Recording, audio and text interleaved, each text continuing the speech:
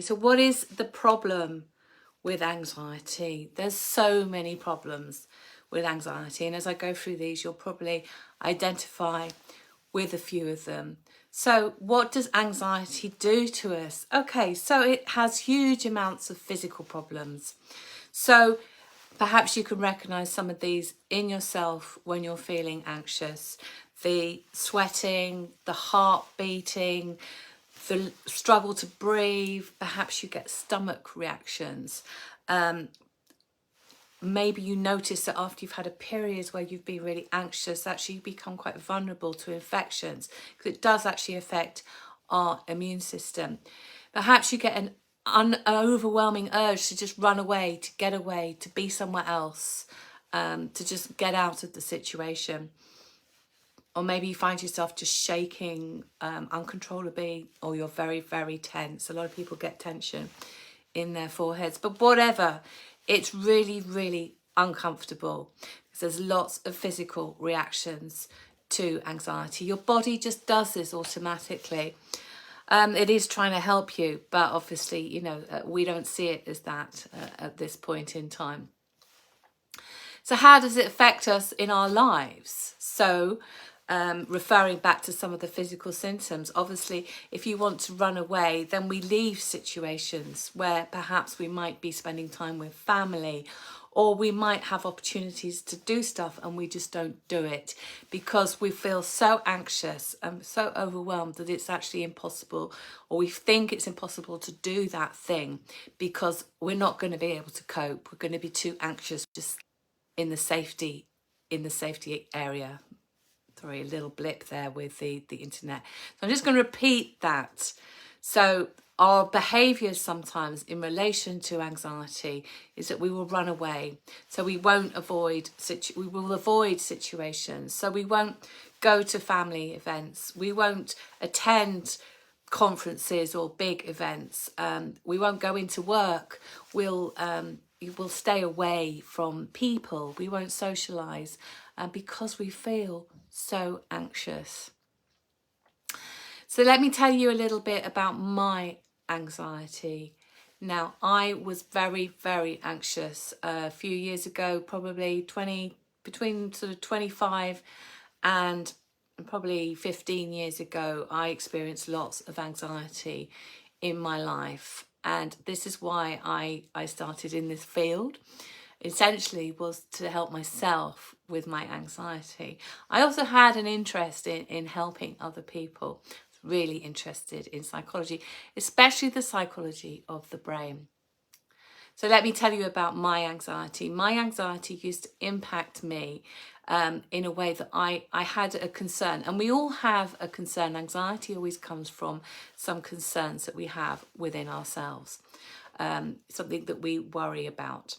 So my concern was that I would not get to work on time, and what would people think of me, and I would look bad, and that would mean that I was a failure. I feel like I'm going to sneeze. So anyway, when I had that thought process, I would go into an anxiety and panic attack, and that would often happen on trains where I was running late. It was very uncomfortable. I would sweat. Then I would feel exhausted after that anxiety attack. So that was really, really difficult for me. And I've worked with lots of different people just to give you a range of kind of how anxiety can manifest itself. And you might identify with some of these things. So mine was a concern about how people viewed me and how I would be viewed, and also letting people down, not being good enough. So it was quite self-centered in a way. In fact, anxiety is quite self-centered in all of its aspects. But other people that I've worked with, you can have like a contamination concern, which is also a concern about other people and how they're going to think about you. Or also, you know, it's a general concern, which is actually quite a reasonable thing to have, to be concerned about other people. But that can go overboard. So say, for instance, you have an anxiety, and this is the particular client that I work with, anxiety of contaminating people through drinking out of cups and glasses in restaurants. And you know, that would then stop you from going out, from socializing. You'd have to have your own equipment wherever you go. It kind of puts a little bit of focus on you. Maybe some people think, well, you know, what's she doing? And or you're thinking about it all the time. So that's quite disrupting. Another one can be anxiety about others having harm coming to them and feeling that you're responsible for that. So again, contamination, but also safety, making yourself very responsible for everybody else's safety in their lives. And, you know, that can leave you with huge amounts of anxiety, perhaps, you know, and then perhaps some stomach problems or unable to function, shaking, sweating, unable to think straight. So these are the types of problems that anxiety can cause. And obviously the classic that everybody kind of probably has experienced at some point in their lives is the panic attack. Now the panic attack is so scary. It really, really is scary. So let me just give you, as a little taster, as a little tip, tools and techniques to manage a panic attack. Okay, and this might sound a bit weird at this point, but I'm just going to give you this now. So you know, if you've watched this video up to this point and you've got to go off and do something else, you've got these tools. So if you have a panic attack, don't panic. That sounds so weird, doesn't it? Breathe. Initially, just breathe. And then don't fight the panic attack. So notice that it's happening. Don't fight it. The more you fight it, the worse it's going to get. So if you try to run away with it, so you get that sensation that you're having a panic attack. I need to get out of here. Maybe what you say to yourself. Okay, so if you do run away and get away, you're enforcing the fact that your brain is telling you that this place isn't safe.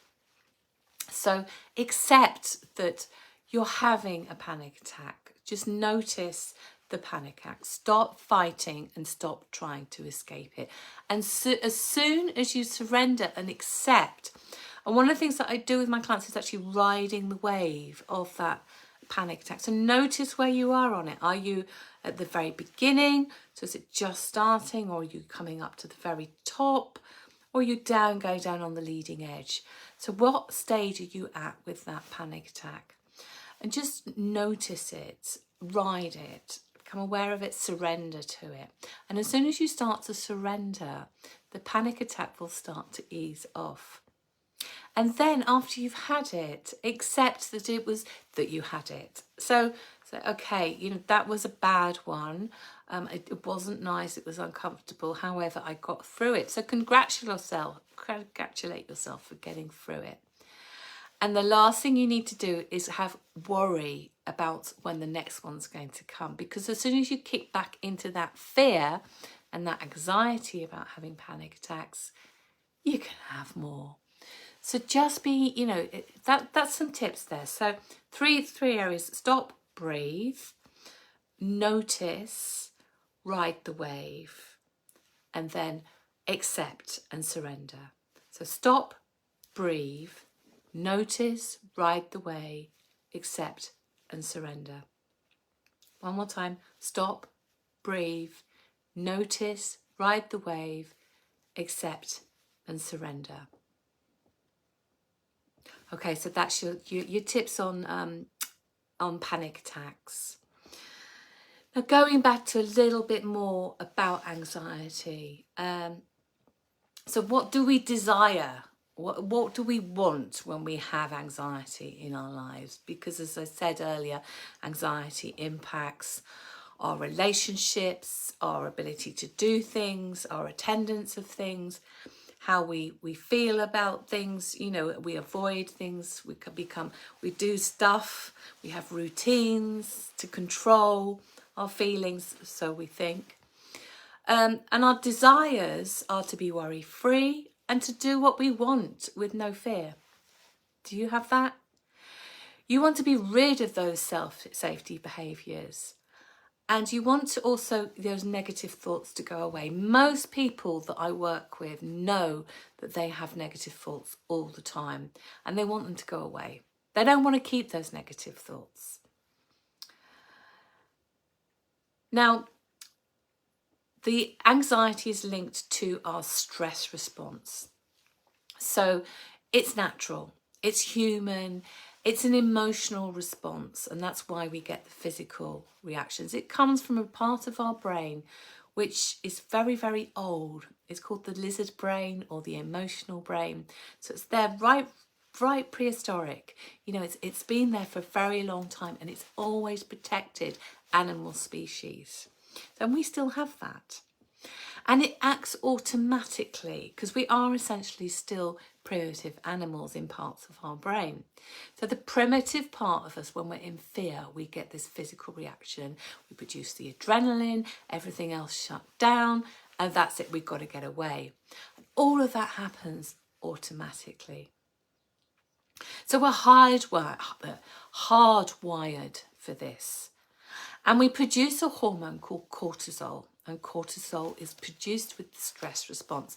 Now, you may have heard of the flight, fight, or freeze response, and that's basically what it is. The sympathetic system kicks in whenever there's a thought of a fear. So even just thoughts of a fear will kick that, not actually being in a scary situation or something that gives us anxiety. So the thought of it can produce those same reactions within our body. So say, for instance, if you have a contamination anxiety, the thought of going out to a public place where, you know, you're going to be eating and drinking out of cups and glasses in a restaurant, may produce that anxiety response because the fear of, you know, the thoughts are, I'm going to contaminate someone. So that puts you into that anxiety. But let's not forget that actually people who are anxious are great people, because people who are anxious have high concern for things in life. So generally, you know, we are thinkers. We think about other people. We think about danger. We're concerned generally for welfare of ourselves and others. So, and we also have high standards. So we expect a lot from ourselves. We expect to be good at a lot of things. We expect to excel in this world, and so we have these high standards on ourselves. These are good things. We have a strong work ethic often, and so therefore we feel, you know, we should perform in a certain way at work and amongst other people. And we have a concern for ourselves. So we have concern about how we act and behave. And we also have concern about how we impact others. So these are all great qualities. So anxious people are great people. They really are. If you have anxiety, you are one of those people who has these high standards and great ethics and great concern for others and yourself. So that's a good thing. However, when that becomes too much and it tips into an anxiety, you're producing cortisol all the time, and you're constantly in that warning system. So your mind and body is warning you, saying, well, you're not doing this, you're not doing that, you're not. And we have what we call the negativity bias. So the brain starts to scan for everything that you're not doing towards all those standards. So the work ethics, the good behaviour, the high standards, the not impacting other people in a negative way, you know, the concern for other people, all of those things. As soon as we see where we're failing or where something is failing in that area, we produce a stress response. We become stressed. We produce cortisol because the body said we need to react to the situation. We need to do something about it. However, the stress response is not always helpful. You know, if you're anxious about going into work because of how people are going to think of you, and you get so anxious that you don't go, it's kind of counterproductive, isn't it? So the amygdala, that little part of the brain, is doing a good job for us. But we need to help it to calm down. We need to help it to reduce that stress response. Because if we keep producing lots and lots of cortisol within our bodies, And when we produce cortisol, it shuts down the immune system. And some of you may be identifying that you're starting to have some immune system problems. Then you know that if we're constantly shutting down our immune system, we can end up with longer term disorders of the immune system, and which is really difficult. But it's the core. It's not. This is not the only reason, and I'm not. I don't class myself as a doctor, but I know the science and the link between the cortisol levels and our immune system. That is a fact. Produce lots of cortisol, your immune system shuts down. So lots and lots of cortisol all the time, and you're affecting yourself on more levels than just how you feel. It's affecting the body because the body is shutting down, but it's also on overdrive. So heart rate's going up, sweating a lot. Your breathing is laboured or very, very fast. So there's lots of things happening to the body when we're in the stress response. So now to the solution. I know I'm giving you a lot of information in this talk. So I'm going to keep it quite succinct, and now just lots of tips and tricks. So get your pens out. These are tips, these are tools for anxiety, because essentially I've done the explanation because I think it's so important to understand, and I've told you about how to manage a panic attack, because it's important for us to understand that and know what to do. But it's also important to understand what's going on in the body. And I think that helps with the acceptance that I was talking about. Accepting that your brain's just doing its own thing. It's not behaving really. It's overreacting, and it's got that negative bias going on. So tools. What are the great tools for anxiety? And not all of these work immediately. I spoke about the immediate panic attack response and what you can do. But let's look at how we can work with that generalised anxiety and start to really bring it down and really support ourselves to feel less anxious. So I spoke about the sympathetic system earlier. We need to bring in the parasympathetic. And the way that we do that is we calm. We need to calm everything down, and we need to tell the brain and the little amygdala, the little sensitive amygdala that's very, very, really trying to just protect us and support us. We need to tell it to calm down and that everything's okay, everything's under control. A breathing, meditation, that's a great start. So even if you can just do 5 minutes of just focusing on your breath, if you're okay with that. Some people find that difficult. If you're not okay with that, just go outside and look at nature for 5 minutes in the morning, or look at pictures on Pinterest, things that make you feel good. Stroke your pet, sit and cuddle a nice cushion, give yourself a nice hug, anything that's going to soothe you and calm you. Have a nice calming cup of tea. Just bringing anything down, bringing those systems down that are making you anxious. So here are some other tips that you can do.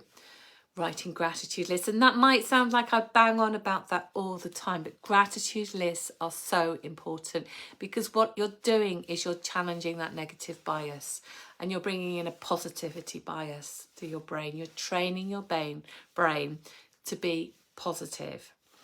So gratitude. Producing a calm living space within your home. I mean, you can see what's around me, behind me. This is my calm, chill space. This is, where I calm and I just sit and it's calm and quiet. That you need a space like that in your home, or even just a corner. Some people build, I've had clients before who built a little altar, and I know altars have kind of all kinds of connotations, but just a space where you've got things that you enjoy, perhaps some crystals, perhaps some nice pictures that you enjoy, or teddies, just a space that is calm and quiet with a nice chair to sit in. Music, listening to calming music. Making sure that you get a good sleep. There is a strong, strong link between anxiety and lack of sleep. So you need to find ways to get good sleep. And I'm going to talk about that in a later workshop. But sleep is really, really important. Reduce down caffeine. Obviously, caffeine is a stimulant. Reduce down carbohydrates and sugars. Carbohydrates and sugars produce anxiety. They produce cortisol within your body. So, and get out in nature, and also get into some hobbies. Do things that you enjoy. Give yourself that enjoyment time. Now, what thinking skills can you use? Because also we have certain tools we can use to manage that negative thinking. And as I said earlier, one of the strongest desires I get from clients that I work with and people that I assess is they want to reduce the negative thinking. And to do that, we need to challenge our negative thinking. So, this might be cognitive behaviour therapy or rational emotion behaviour therapy, which is what I do. And we challenge our thinking, and sometimes it's important to get a little bit of help with this, because we think in certain ways and it becomes established. And it's important to have somebody else to kind of run you through that. But, we can have catastrophizing thinking, so we can think the worst is going to happen. Imagine if you think the worst is going to happen all the time, how that's going to induce a fear response within you and get you into the fight or flight. So it's not catastrophizing about things, finding a way to rationalize that thinking, actually seeing realistic outcomes. A lot of, like 90% of the things we worry about and think that are going to happen, that are disastrous, terrible, awful, actually they don't happen. Probably more than that, 99% of those things. And you'll be aware if you're doing that. And you probably talk to yourself saying, well, that's stupid. Why are you thinking like that? However, you can't stop yourself. So it's because you've almost got into this pattern of that catastrophizing, and your fear response is just overreacting. Self-blame is a big one as well.